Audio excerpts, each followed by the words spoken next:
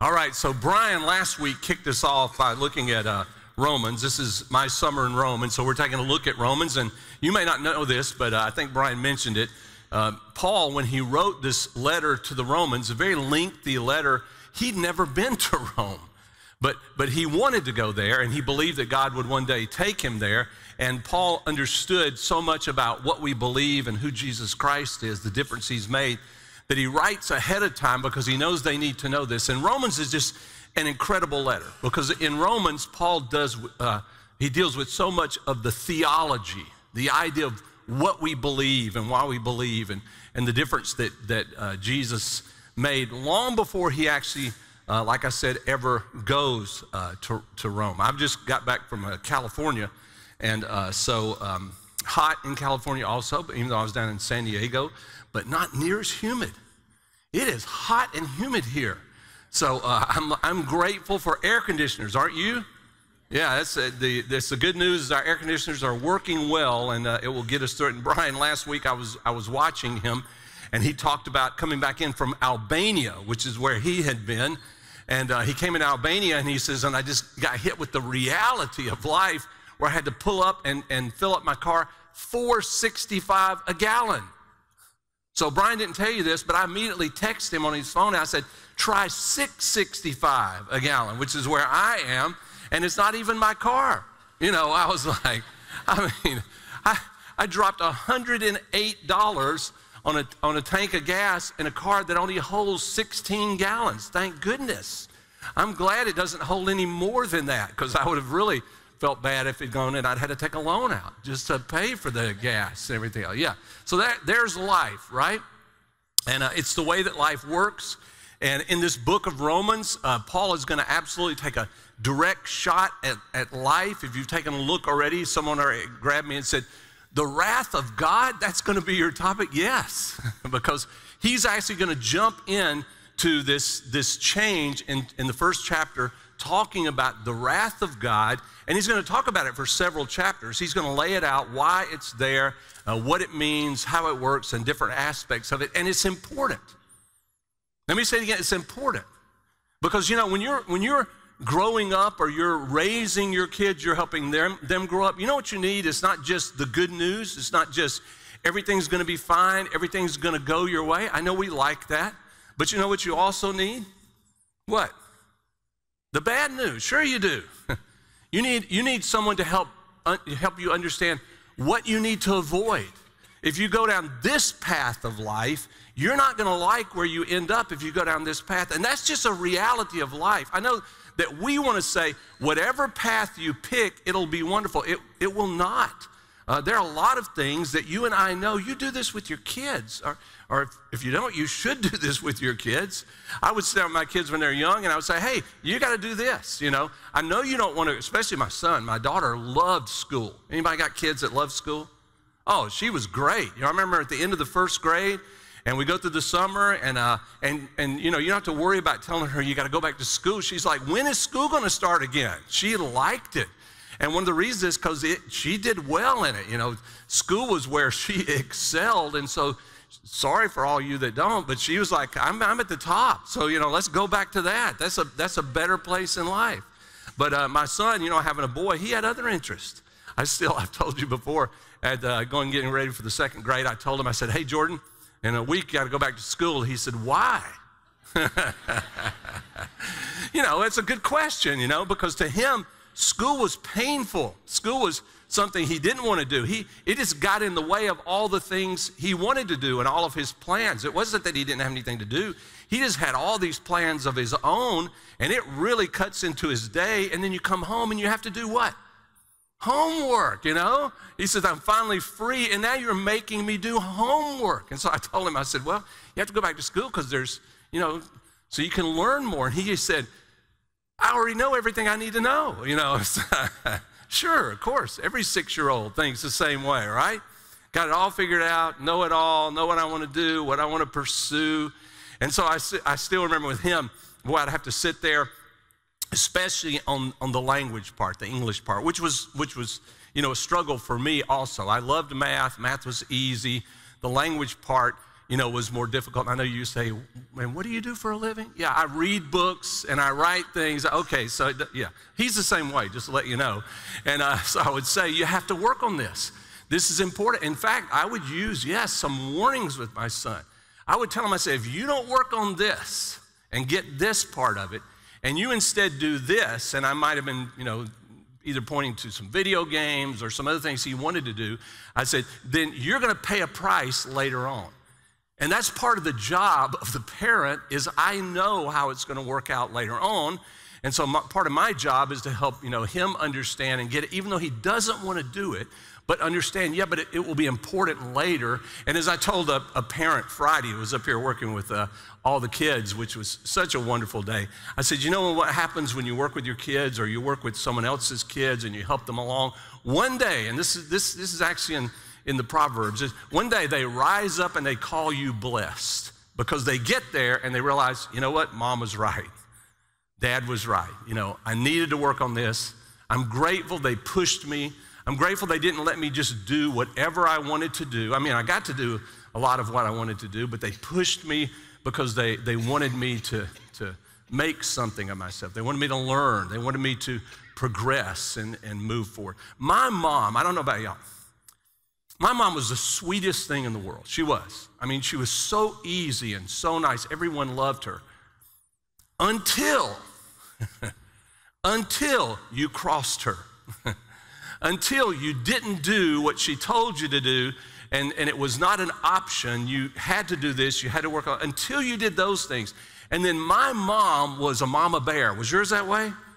Oh, yeah. My mom, you could experience the wrath of mom. And that sweet little lady who smiled all the time and helped other people, she could be as tough as could be. Why? Let me tell you why. She loved her kids. And she wanted to make sure that her kids were prepared as they moved forward through life. In fact, I told this story at her funeral. My mom was a believer, was a Christian, as was my dad. But the kids, we got really into it. I mean, we really jumped into it. And we got involved in some youth groups, and my mom was not going to let us jump into things and pursue things that she didn't know everything that was going on, everything about it. So she jumped in full force. And I had a Living Bible. Anybody have a Living Bible back then?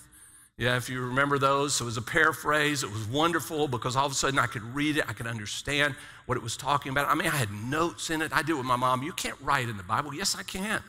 They told me I could. I can highlight. I can do, and if you pick my Bible up now, you're like, he's still writing in it. Yes, because you're looking for, what does this mean? And how does this work for me? And it's doing both good things, telling you about good things, but it's also telling you about things you don't want to go there. Because this is God speaking to his people because he loves them, and he's being a parent to his people. He's being a father to his kids. He's guiding them and leading them, telling them the things that they want to hear, but also at times telling them things that they really don't want to hear, but they need to hear, right? My daughter, as I said, she's kind of the same way. When we were, when she met and was going to get married to her husband, who lived out in San Diego, so we'd go out there, and his grandfather was there. And Joni and I developed a relationship with him. He was just a wonderful man, but he was a real frank man, just straightforward. He's in his 80s at the time. And I still remember because we asked him, we sat down with him, and I like people like this. So he wasn't cruel, but he was very frank. So we said, his name was Ed, says, Ed, so what do you think about Jamie? That's my daughter. What do you think about Jamie? And he would go like this, like that. And I would go, okay. So, and then he would tell you what he means by that. He said, man, she is tough, because what would happen is she would go over to his condo and she would be tough on him because he had medications he was supposed to take. He wouldn't take them, and she'd say, no, you can't do that. And he's like, I don't really want a 22-year-old telling me that but she was tough, and that's who she was. And then he would do this. He said, she's just like my daughter. And his daughter was an only child. He said she wasn't always like that until she had those 6 kids. Yes, 5 boys and a girl. Did she become tougher? And did she become, here's what you're going to do, you're not, how could you manage 6 kids if you don't become a drill sergeant in some ways, right? Of course. Yeah, it was a part of the job, and honestly, it was a part of her love for her kids, right? Sure, of course it was. Well, Paul, what he does in his book to Romans, Brian did a great part in the introduction, but then we jump to this part that's much more difficult to tackle because Paul is going to be real straightforward with the Romans. He wants them to understand. You have to remember that they are not of the same culture that Paul is a part of. They're not very many of them Jewish. Some of them were who were believers there. This is not written to a church. This is actually just written to those who are there, who were already believers in Rome, so they would understand what is God's plan, what is God doing, how does it fit into our life, and the things that you're going to read about, you're going to say, well, that sounds like my life, or the culture that I live in. Yeah, because in one sense, cultures aren't that much different. We all struggle with the same issues. We all struggle with ourselves, and we all struggle with how we want things. So in this, I'm going to back up just 2 verses because this is where Brian finished last week. And what he's talking about, it's the theme of the book, is the righteousness of God. I know you're going to look and say, well, I don't see that in the passage. But let me tell you, that's what he's talking about, the righteousness of God. That's the theme of Romans. That's the theme of his letter, the righteousness of God. Let me put it a different way. It's the rightness of God. In fact, to even take it further than that, which will go along with one of the modern translations, it's how God makes people right with himself. All that is in the same phrase, the righteousness of God, the rightness of God, and the way that God makes people right with himself, because that is God's goal as the parent, as the father. He loves the people that he's made, but he also understands that we have issues, we have problems, and he is having to make us right with himself. So look, here 2 verses that Brian read, he finished with. This is what he says in verse 16 and 17. This is from the New Living Translation. He says, for I am not, say this with me, for I am not what? Strange word, isn't it?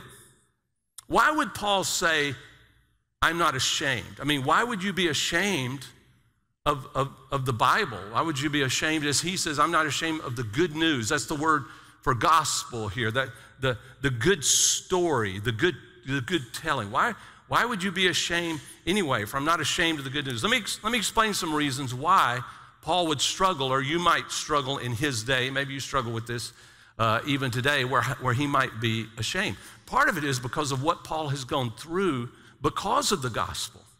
Before this, Paul has been kicked out of cities. Paul has been imprisoned. Paul has been beaten. I mean, he's lost everything that he owned. Why? Because of the good news. They didn't like what he was saying. It went against their culture, how they were living and the things they were doing.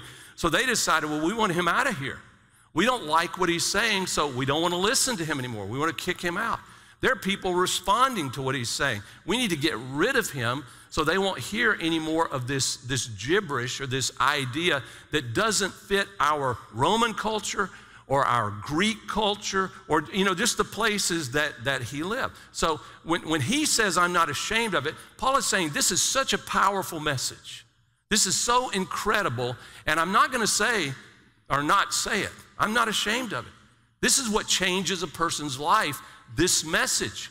But there was a reason he might say that. I don't know if you know this, but early Christians, especially in Rome, if you go back and read some of the historians, early Christians were accused of all kinds of things. Nero decided they burned Rome. So he had many of them executed when it was Nero who burned Rome. But he used them as a scapegoat, painted them in a certain light. They would accuse early Christians of being cannibals because they talked about the body of Christ, taking the body of Christ and the blood of Christ. So rather than that, did they think that they were cannibals? No, but it was just an easy way to target them and say, look, they're saying this. They must believe in cannibalism. You know they were accused of sexual immorality in Rome? Because they had these things where they gathered together and they called them love meals or dinners or feast, agape. And they said, see, it's just sexual immorality. That's what they're doing. Was that happening? No. In fact, that's what the Romans were doing. But they just said this is an easy way to set them up and to go after them. Yeah, they were accused of all kinds of things. Here's the strangest one. I thought this was interesting. I was listening to a guy, Skip Hertzig, who is the pastor of Calvary Chapel in New Mexico, does a great job with Romans, and he brought this one up, which I'd forgotten about. He said they were actually accused of being atheists. Christians were. They were accused of being atheists. And you're like, how could they be accused of being atheists? They believe in God. Not the gods of Rome, not the gods of the Greeks. So they said they don't believe in the gods. So they believe in this one God. And so who would want to follow atheists, people who do not believe in the gods? Yeah. So he went through all kinds of suffering and struggle and people making accusations and people saying you don't want to follow these people. And one of the reasons it became so strong was because of the message of the gospel itself. And it's one of the reasons that Paul says, I'm not ashamed of it. Even if it costs me everything, even if I'm mistreated for it, it's this message that changes people. In fact, I know you think this is going to take a long time. Hang on, I'm going to read pretty fast. This is what he said.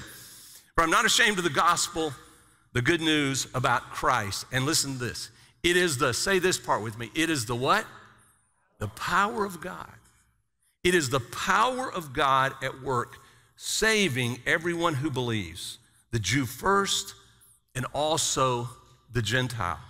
He says this good news tells us how God makes us right in his sight. Literally it says for in the righteousness of God it is revealed. It's the same idea. Modern translations is helping you understand this is the rightness of God and how he makes us right with himself. This is accomplished from start to finish by faith.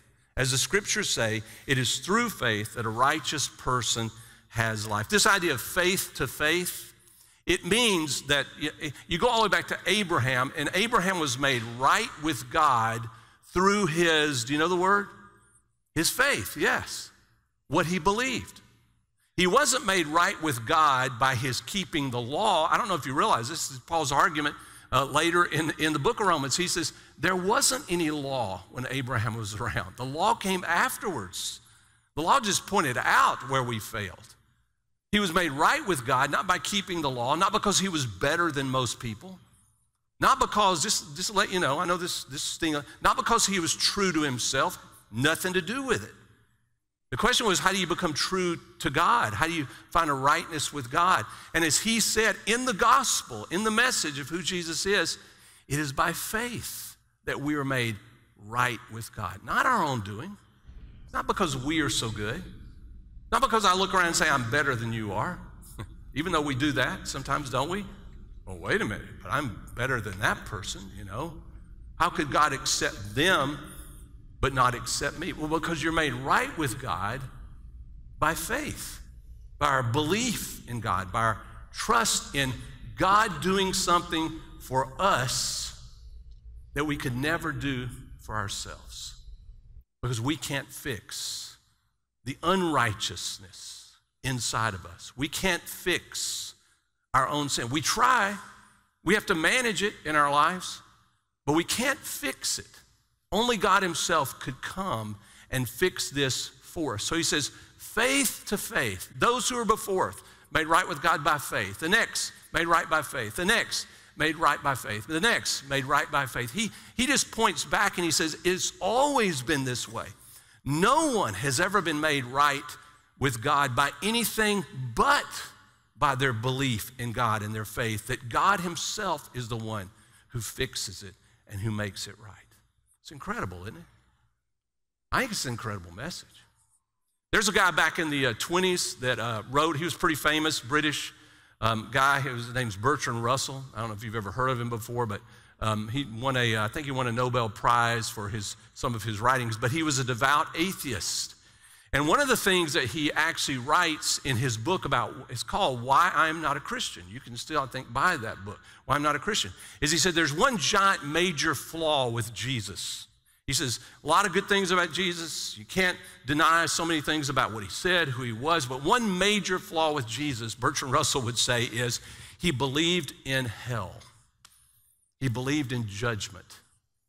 He believed that there was an idea that you could be wrong, never be made right, and now you have to suffer for the fact that you were wrong. And he said, I cannot believe in someone who believed that way. And this is what he would also say. He said it in his book. He said, and Jesus clearly believed it. He says a lot about it in the Gospels. He talks a lot about it because God is rescuing us from those things. Bertrand Russell has said, no, I choose not to believe in those things at all. I think that's probably a symptom or a telltale thing of even our culture today. Is there a lot of people who have just given up on the idea that there's punishment or hell or there's another side? We want to believe in heaven.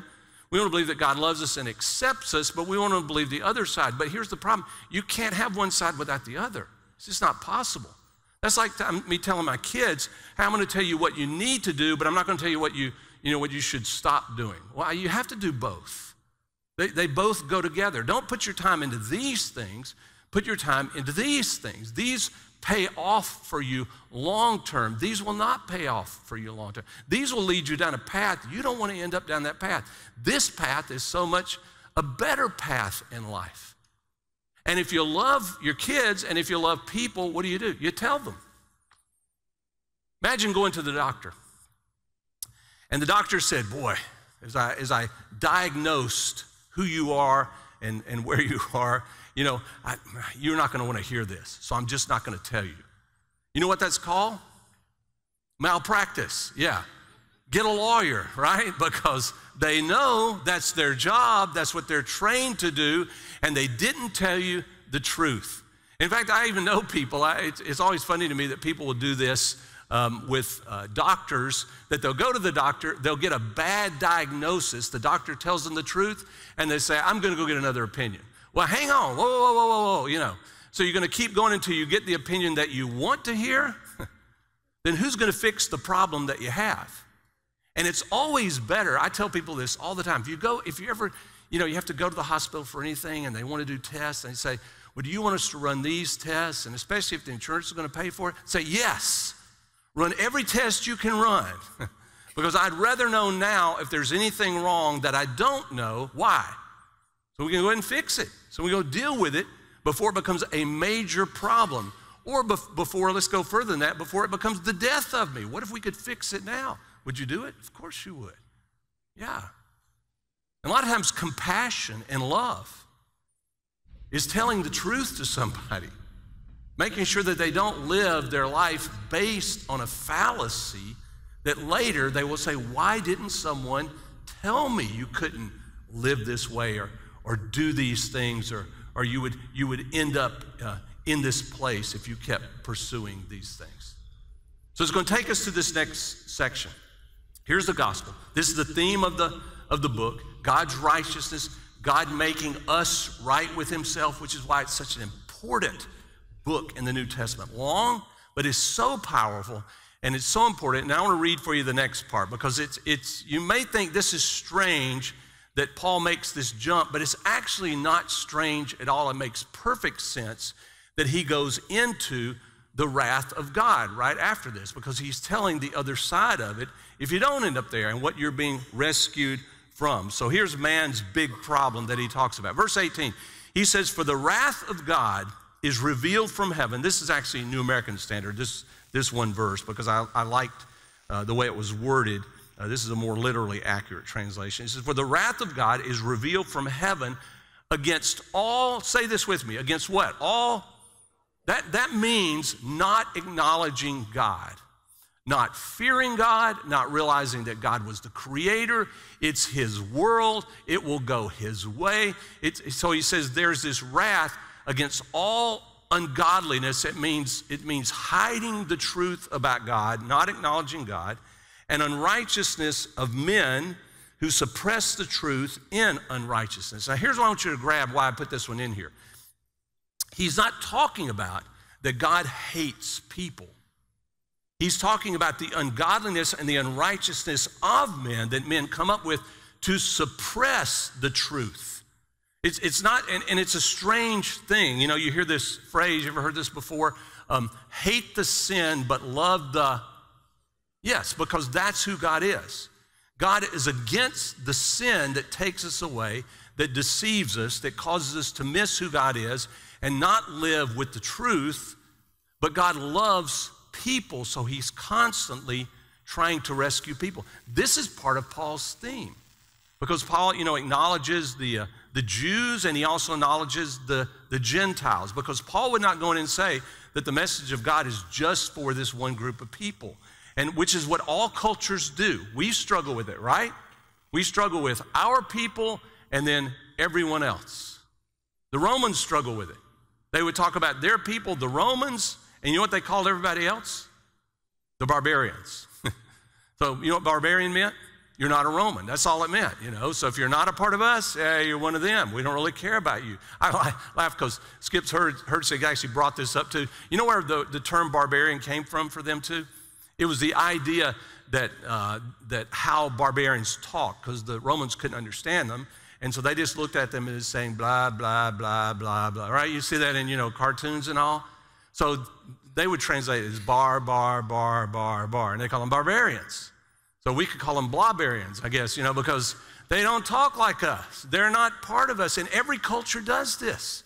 Every culture separates themselves from those who are not a part of themselves. Paul says God doesn't do this because God loves all people. He crosses all of those barriers because he created all people. And Jesus actually came to rescue and save not just Jewish people, all people. Was it for the Jews first? Yes, it was, because that's how he ushered the message in, and Jesus came through the Jewish people. But it doesn't mean it was just for the Jewish people. Jewish people didn't understand this. They got it confused for the most part. They saw it as us and them. We get it confused for the most part. But that's not God's plan. God's plan is the gospel, is the power of God. Power, in Acts 1:8, y'all know the verse Acts 1:8 where Jesus says, stay here, wait after his resurrection. He said, because then you will receive, anybody know what it is? You will receive power when the Holy Spirit comes upon you. And then he says, why? So that you can be my witnesses, so that you can tell people the gospel. You can tell people about the power. And what he's saying is because he has power, it's the word that we get dynamite from. Same word. He says the gospel is the power of God to rescue us, to make us right with God, because we can't make ourselves right with God. So God had to make us right with God, and he sends Jesus to take our sin upon himself so that he could give us a righteousness that made us one with God once again. Different than God, but acceptable to God once again, because we could not do it for ourselves. So he says, the wrath of God is against all ungodliness. And then going to the New Living Translation, verse 19, he says, they know the truth about God because he has made it obvious to him. Now, I know you're going to think, now what? Yeah, so he's going to lay this out. He's made it obvious to them. For ever since the world was created, people have seen the earth and the sky. Through everything God made, they can clearly see his invisible qualities, his eternal power and divine nature, so they have no excuse for not knowing him. In fact, what Paul says is there are two things. Inwardly, we know God. There's something in every person inwardly that we know there's a God, that he made us, that he created us. And in the world outside of us, when we look at the world outside of us, we recognize there's a design, there is a creator. He made it. He has a purpose for it. He said, so the evidence is, it doesn't mean that we understand who Jesus is just inwardly or outwardly, but we understand that there's a need for our connection with God just inwardly, innately. Don't you just have an inwardly feeling, an intuition that you were built for something, that you were made for something? That somebody planned your life, shaped you the way you are? Just like, as a child, you grow up and you look at your mom and dad, and I would look at my mom and dad and just, looking at them, I realized I came from them. In fact, as you get older, you realize I came from them because so many characteristics I have, just like my mom and dad. And just let you know, guys, don't ever tell your wife that. You're just like your mom. Bad idea. Yeah, inwardly but bad idea. Did it one time, and I'm still repenting from it with my wife, so... Yeah, inwardly we know.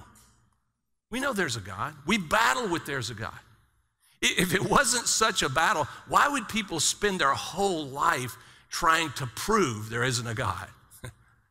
Because they know people just inwardly know it. This inwardly, they feel it. It's funny because if you go into surveys in the United States, the still overwhelming is that people inwardly say, yep, has to be a God. It's not unscientific at all.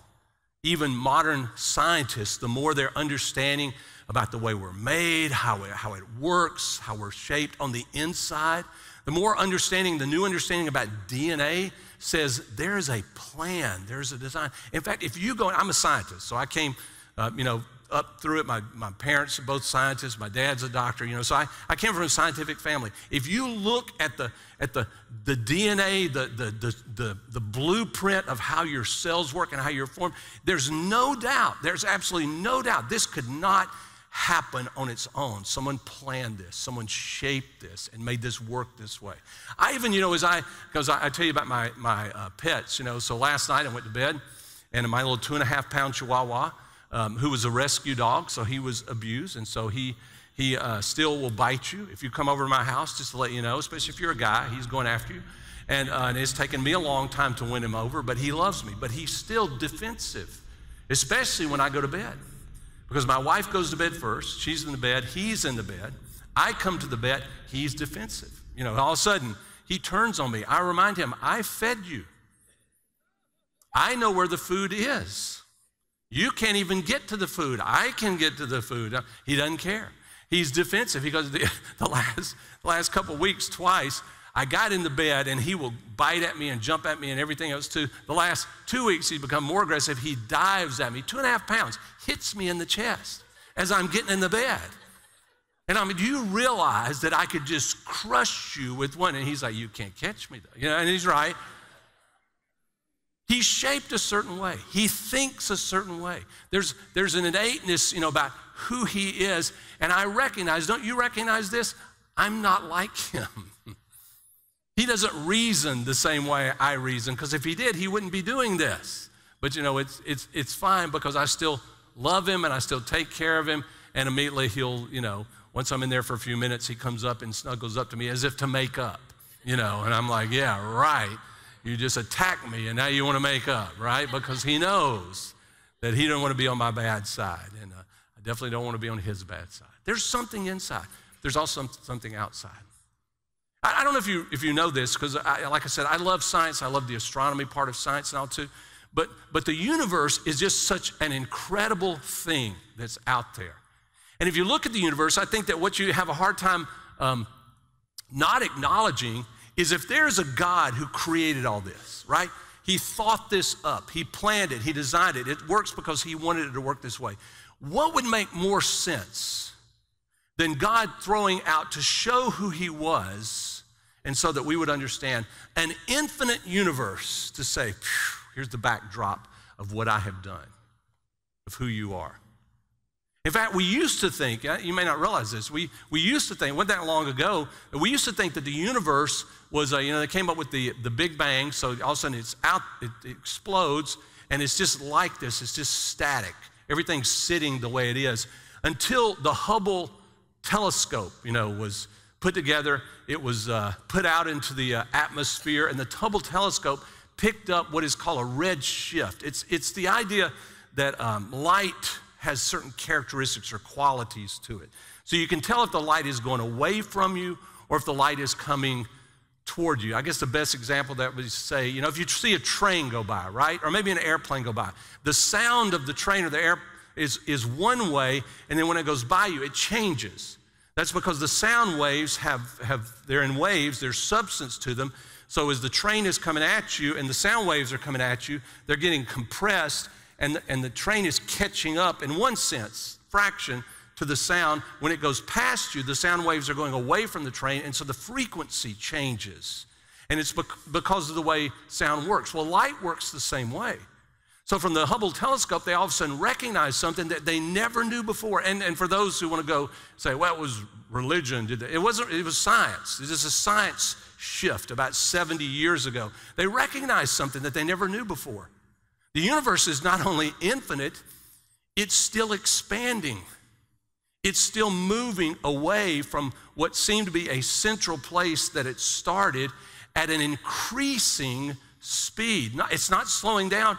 It's going faster as it continues to move out. That's absolutely mind-boggling to us to think that it could work that way. And it changed our whole understanding of the universe because it just kind of emphasized the idea that at some point there had to be a what? A beginning. Yeah. Had to be a starting point.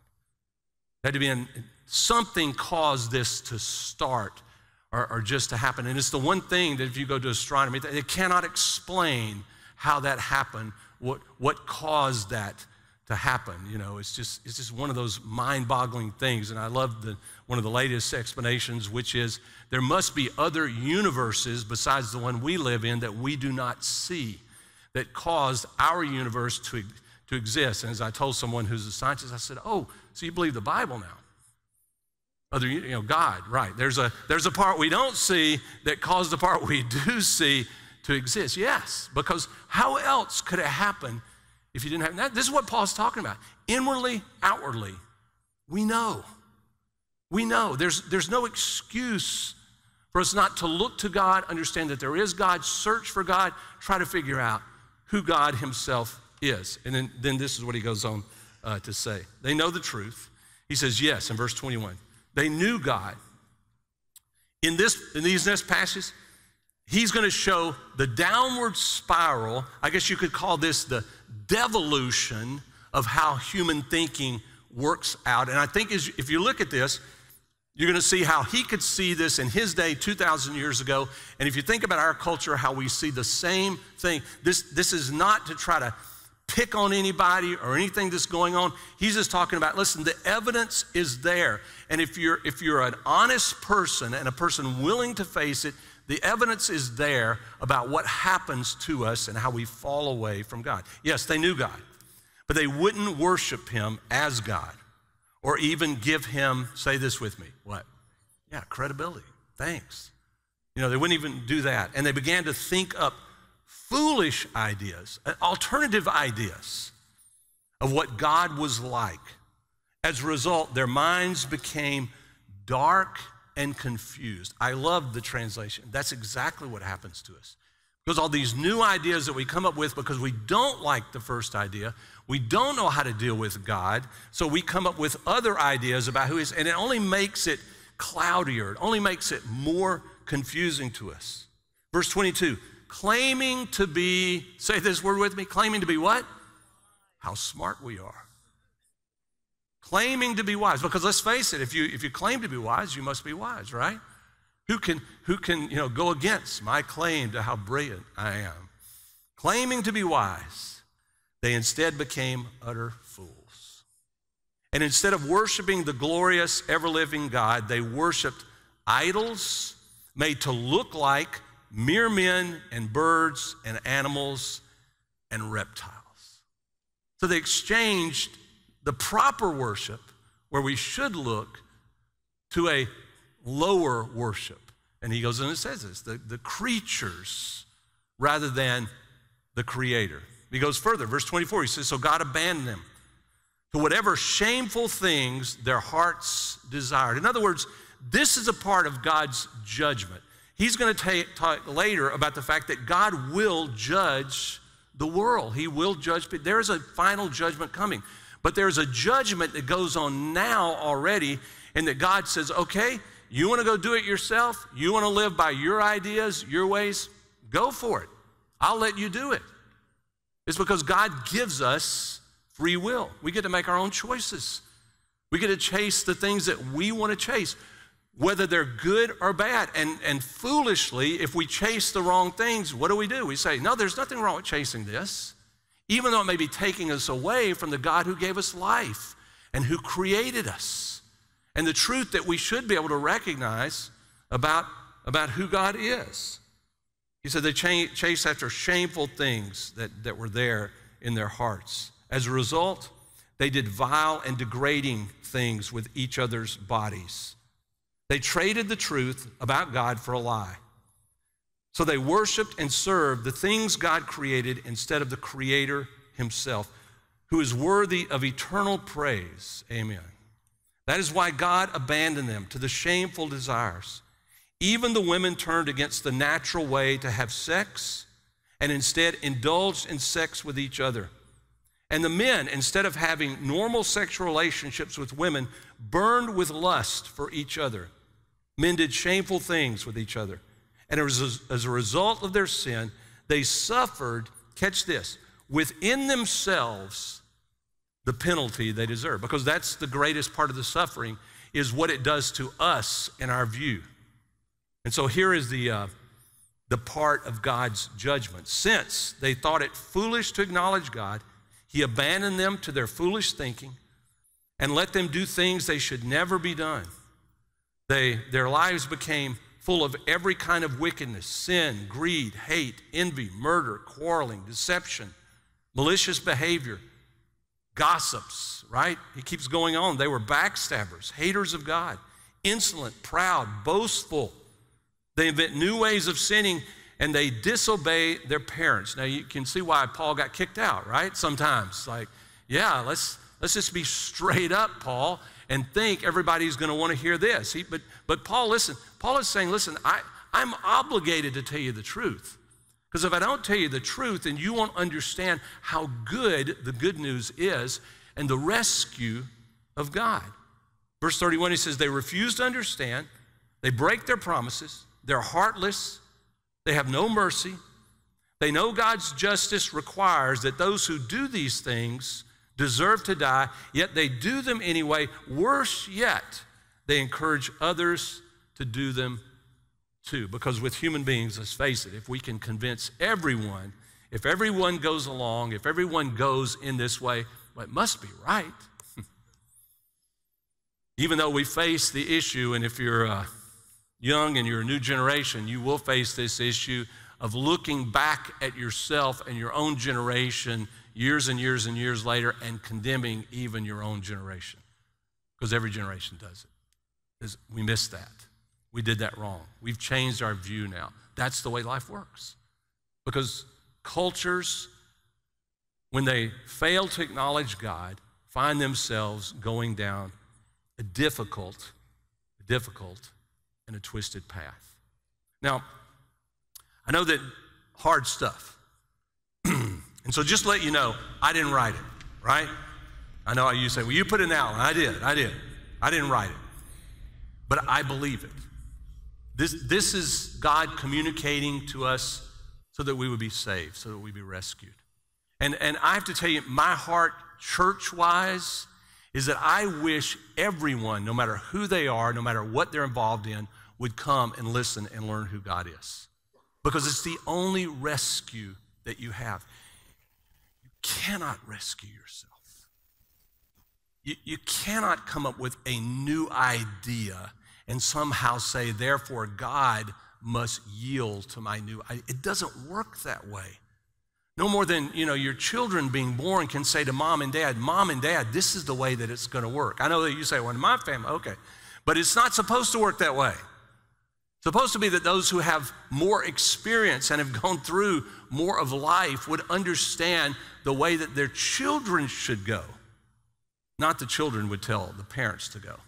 And with God, it's so much different because God is the perfect parent. Jesus even said, hey, if you and I as imperfect parents, sinful parents, can give our kids good things, think of what God would do for us. Because he doesn't make mistakes.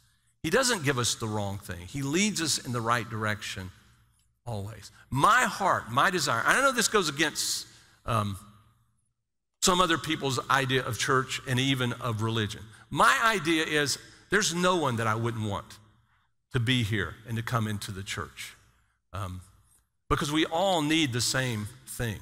And I am capable of anything that anyone else is capable of. Let me say that again. I'm capable of anything else that another person would be capable of.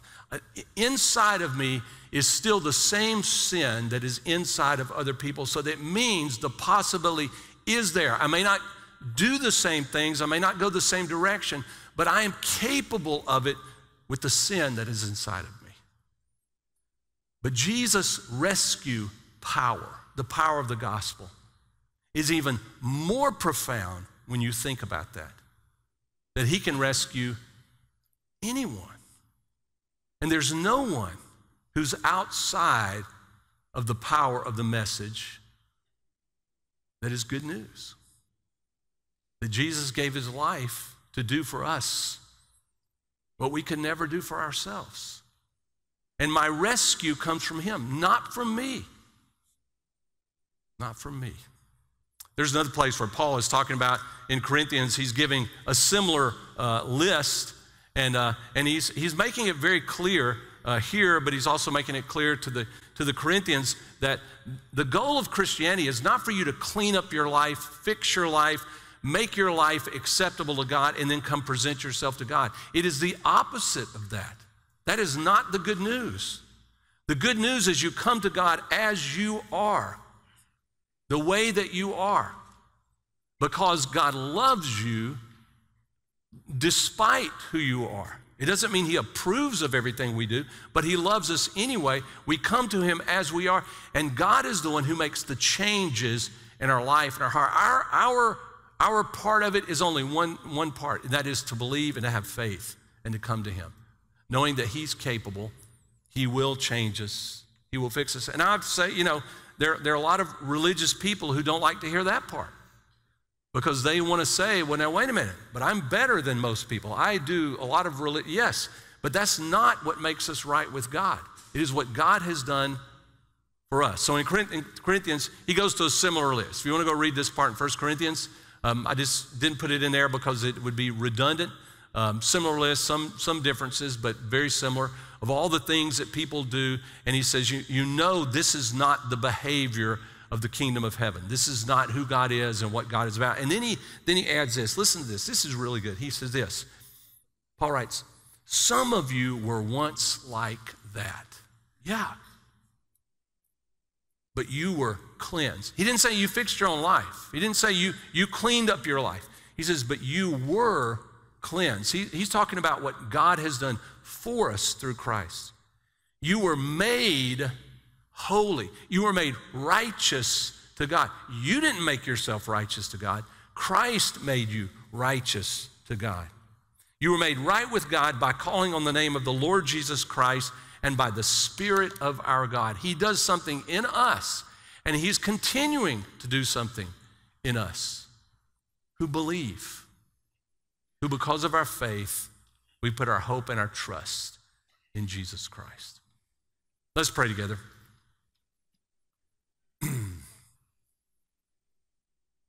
And as we pray, I understand that there might be some people here that has not been the way you understood it. It's easy for us to live our lives thinking, well, it's only about our behavior, and God only accepts the good people, and he doesn't accept the bad people. Understand that. But Paul says the gospel is God takes the people who come to him, who recognize their need, who realize they can't fix it themselves, and they come to him because they have no other option. And they give themselves to him, believing in him, putting their hope and their faith in him, and God does for them what they could never do for themselves. That changes us. Because now all of a sudden our compassion for other people is very different than it was before. All of a sudden our gratitude, our thankfulness to God, very different than it was before. Still things about life we don't understand, still we can't figure out, but all of a sudden there is an entirely different path to heaven and eternal life than we had before because of what Jesus Christ did. You can do something like this. You can say, Lord Jesus, I realize you came to do for me what I could not do for myself. You gave your life after living a perfect life, a sinless life, something I have never done and I could never do. But as strange as it is, it's wonderful to me that you lived that kind of life so that you could rescue me, so that I could be not sinful before God, but I could be righteous before God because of what you have done for me, taking my sin upon the cross, taking my suffering, my pain for me. You can say, Lord Jesus, I believe. I trust you. I recognize, I boldly confess, you're my only hope. You're the only way. Would you forgive me my sins? Lead me into a path of life that leads to you and to the Father. And use me in this world to be just like Paul, not ashamed of the message of the gospel, even though there will be people who don't like it, who don't want to hear it. Not to be ashamed of the power of the message of the gospel, that this really can change a person's heart, change their life. In Jesus' name I pray.